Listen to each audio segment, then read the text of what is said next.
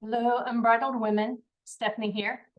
This is the Unbridled Women Q&A, and I'm just sitting here in a Zoom room by myself. So I'm going to start telling you stuff that I think you ought to know, or I think you might ask if you were here.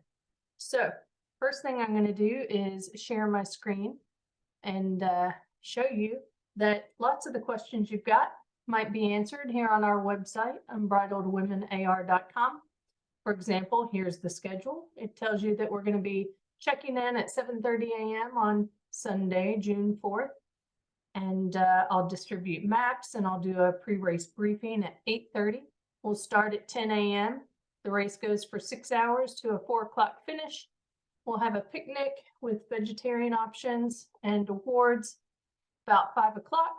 And all of this is going to take place at the PWC Pavilion. It's PricewaterhouseCoopers Pavilion in Beckley Creek Park. And you can pop open this Google map, and that little horseshoe is at exactly the location where the pavilion is. It's right here. So beside, this is called the egg lawn. So right beside the egg lawn, that's where we will be set up and staged out of. You can set up a transition area there if you would like. There's a pretty good size lawn over here. Actually, let me put it on satellite. You'll be able to see. Actually, the PricewaterhouseCoopers Pavilion is this one right here. I need to move my little horseshoe over. I guess that was the only thing Google Maps found. Anyway, this is our pavilion. Will be set up here. So there's this whole big area right over here that you'll have to set up as your transition area. You can leave things there if you would like. We will have someone here most of the day, but you know, this is a pretty popular, busy area, so I definitely would not plan on leaving anything out here that was especially valuable. You certainly will be parking over here, You certainly can leave anything like that in your car and transition out of your car if you prefer. So that will be our transition situation, and you'll be in and out of here a few times. You'll be past here a few times during the day. So it might make sense for you to stage some hydration and some food, and it'll be a little less that you have to carry on your back. So that will be our start and our finish location, and your transition area.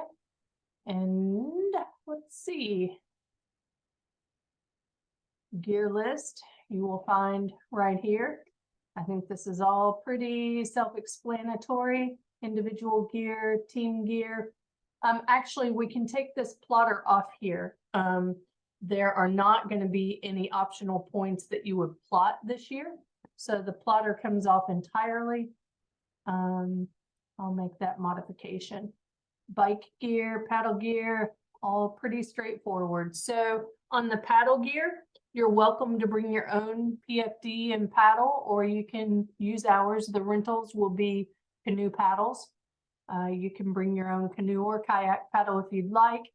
And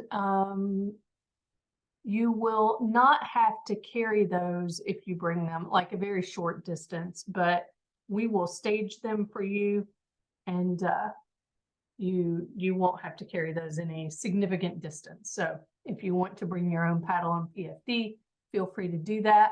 The boats that we'll be in are the big, let's see, they're the same ones we used last year. If you did last year's race, or if you've seen photos from last year's race, they're big, they're heavy, they're bomb proof. So that's the good thing about it. Big yellow plastic canoes. So that's what you will be paddling. And race rules, make sure that you print out a copy of the race rules and bring these with you to consult during the race. If you have any questions about what the rules are, I always tell people consult the race rules rather than a volunteer. If a volunteer tells you something that's at odds with what's in the race rules still take precedence. So, you know, a lot of times something will be a little iffy, or maybe it's not exactly iffy. It's very clear in the race rules, but they want it to be different. And so they'll ask a volunteer and the volunteer will shrug and say, yeah, I guess. And they'll say, well, the volunteer said that whatever. And, you know, if it's clear in the race rules, that's what we're going to apply. So I encourage you to print a copy of those out and bring them with you and keep them with you during the race. I will not have another copy of those at the race. So make sure you know the rules.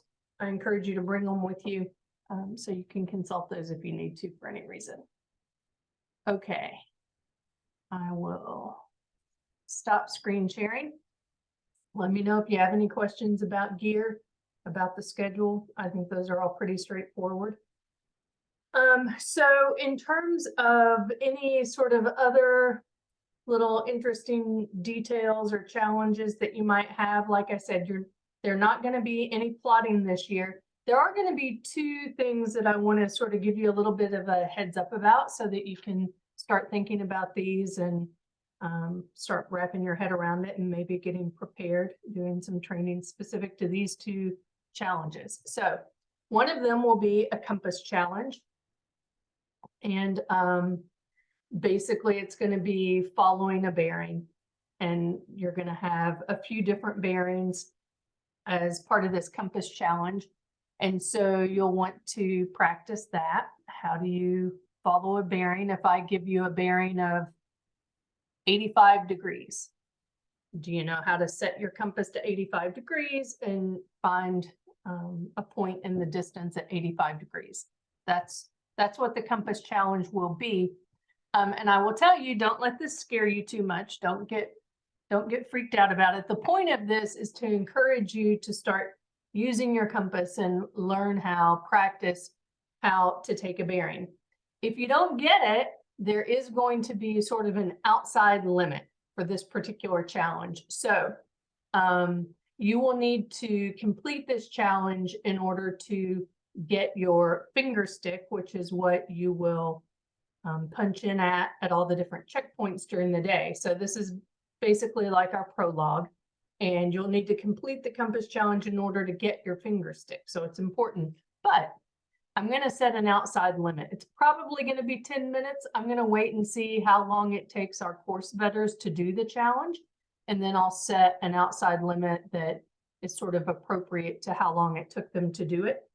And so what that means is if you're not able to get it right, then after a certain amount of time, I'll give you your finger stick anyway.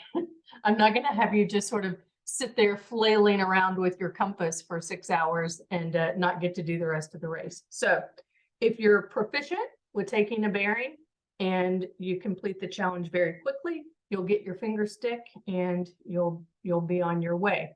So it will reward you for practicing and being proficient with taking a bearing. But if you're not, don't let it worry you. Don't fret over it, because it will not be a huge penalty.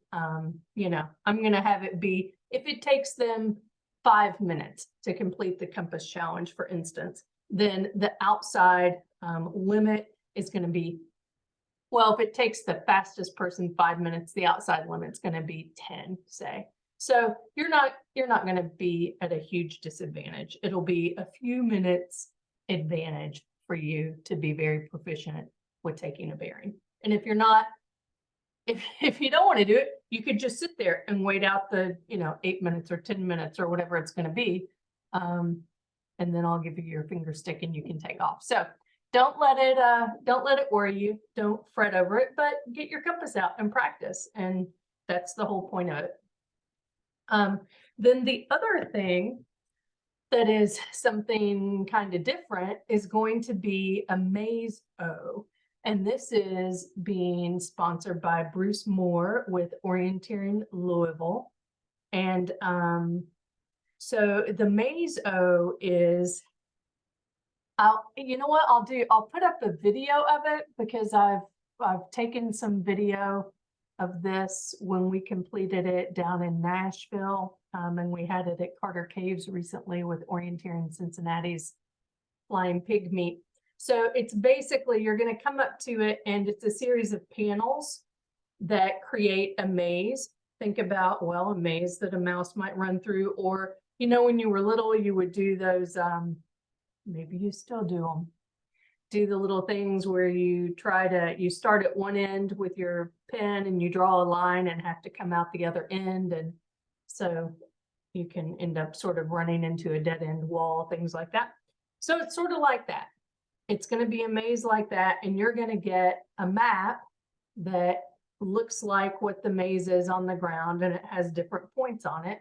And you're going to run to those points in order, just like you would an orienteering course out in the woods, for instance. So it's basically orienteering through a maze. So that's it. And what will happen is when you get to that point, you and your teammate each will have to do one course on the maze. They'll be different. So each of you does one course on the maze. And once you both have completed your courses and you've gotten them all correct, then you'll get credit for that checkpoint. So it will be a relay style. You'll go one after the other. You'll get a different finger stick when you get to that point. You'll check in with the volunteers. They will give you a finger stick that is just for the maze, because the finger sticks that we have for electronic timing, they can't hold enough points to do the whole main course and also do the maze. So you'll get a different finger stick. You'll check in with volunteer. You'll get a different finger stick. One of you will do the maze. You'll hand off to the other one. She'll do her maze, and then you'll come back to the volunteer. You'll download that finger stick, and the volunteer will let you know if you got both of them right. If you didn't, you'll have to go back and redo the one or two that you got wrong. And either one of you can go back and do the redo if you want. So it's not difficult, right? You can see the entire maze. You can, you know, it's not huge. You can see under it, you know, it's not a difficult thing to do. You just have to be paying attention, and you have to concentrate, and it's all about sort of maintaining your focus. You need to check the numbers on the boxes, the control code, to make sure you're at the right one. So it's that sort of thing. It's sort of more, it's much more mental about how you handle the sort of pressure, right? If you walked the whole thing, you would not make a mistake, right? The reason you make a mistake in the maze is because you're trying to go fast. So it's about finding that balance between going fast because you're in a race and you're wanting to go fast, and being accurate. So it's sort of finding that good balance. Yeah, and that's it. So it's not hard, but it's fun. It's hugely fun. And I think you'll really enjoy it. And I'm super grateful that Bruce is making it available to us for this race. I feel really lucky. And Bruce and Orienteering Louisville have been really great about their support for this race every year. So many thanks to them for their support generally, and to Bruce for letting us do his Maze-O as part of this race. It's pretty cool. It's kind of a unique thing. So it's pretty special that we get to do it. So I hope you all like it. I think you will. And I think you'll like it, especially because it's going to be worth 2 points. I really want you to do it because it's really cool. And so I'm making it, it's the only bonus point on the course. So all of the points on the course will be worth 1 point. The transition areas are worth a point, except for the Maze-O, and it's worth 2 points. So it's because I really want you all to go do it, because it's a whole lot of fun. So there will be mandatory points and TAs on the course. Basically, the first few legs of the course basically will be mandatory. And then once you've gotten through those, everything after that will be optional points. And the mandatory portion of the course is very small. You certainly will get through it in way less than 6 hours. So don't fret over that either. There are no teams that will not get to all the mandatory points this year, I promise. So no fretting over that. Really, it's mainly just to make sure that everybody paddles. is what it's about. And to sort of, you know, make sure that we don't end up with people doing crazy, unexpected things early in the race, and they end up at transition areas that we're not expecting them to be at much later, until much later. So it's really more about just sort of forcing you to go through the first few legs and not try to get cute and move on to a later leg when we're not ready for you to be there yet. That's what it's about. So there will be mandatory points, and it'll be, it won't be complicated to know, because how it's set up is like the first, I think 6 points, 1 through 6 are mandatory, and everything after that's optional. So it's pretty straightforward with how those work. And what that means is basically, if you miss a mandatory point for some reason, you're not going to be disqualified. You'll just rank behind everyone who got all the mandatory points. So that's how it will work. But again, I don't expect anyone to miss a mandatory point. So let's see, you are going to want to know total distances. Everybody always wants to know total distances. So let me pull that up here. Okay, so if you're going to clear the course, so you are going to get all of the optional plus all of the mandatory plus all of the optional points. So you are going to go out and clear the course. You would be doing about 22 miles of biking, about 7.5 miles of trekking, and 2 miles of paddling. If you were going to go out and do, oh, you know what? Let's see. How much of that, you know, I think when I broke this down, what I've got it broken down to is not mandatory. I took out one other.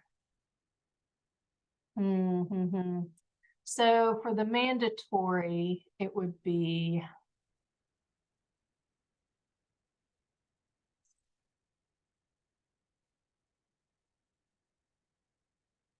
I think,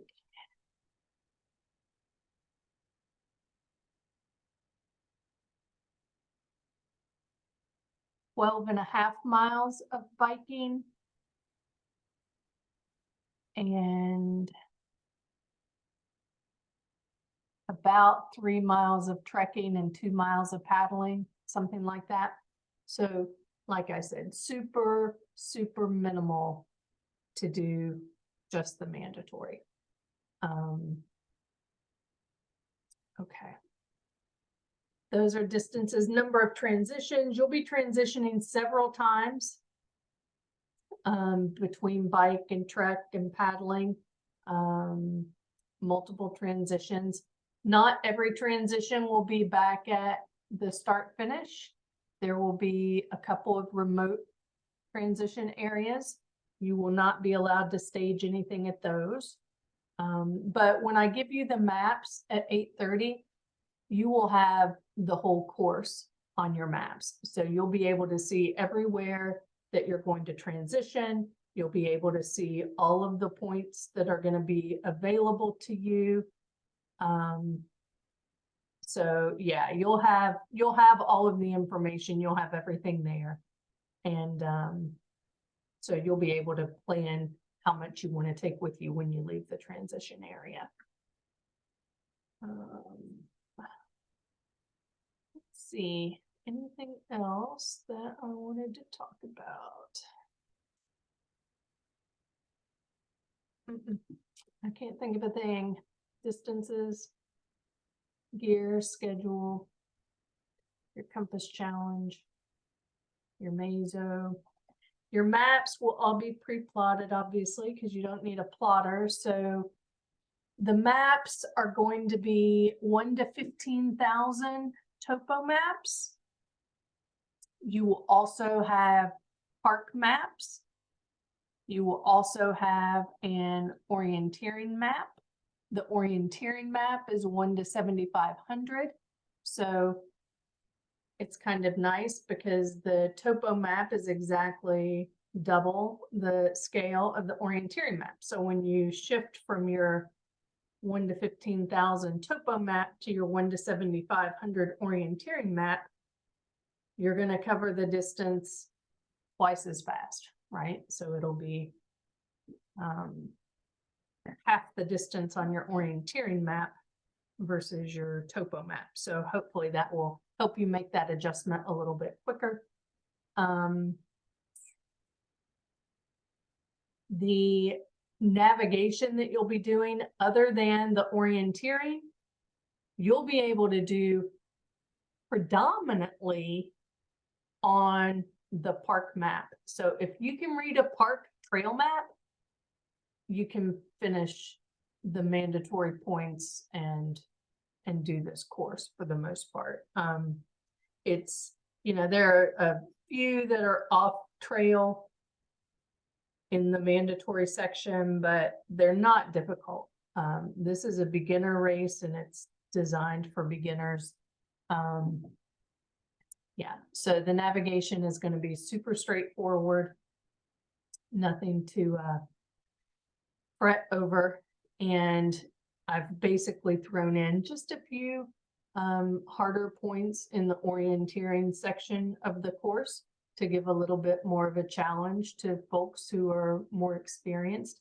But even that, these are not super, you know, these are not red level, expert level orienteering points. So, yeah. All right. I think that's all I've got. I'm going to post this to the page. If you have questions, feel free to put them in the comments on the page and I'll try to get those answered for you. Let's see, registration closes May 20th. Registration closes just before midnight on May 20th, which is in 6 days. So what is that? Yeah, Saturday. So you've got through Saturday to get registered or to talk some of your friends into getting registered and coming out and playing with you. If you want to share our promo video or the event to your page or to your groups, that would be awesome. We would love that. And I think that's it. We're going to have a lot of fun and I look forward to seeing you all out there. And in the meantime, train well. We'll see you soon.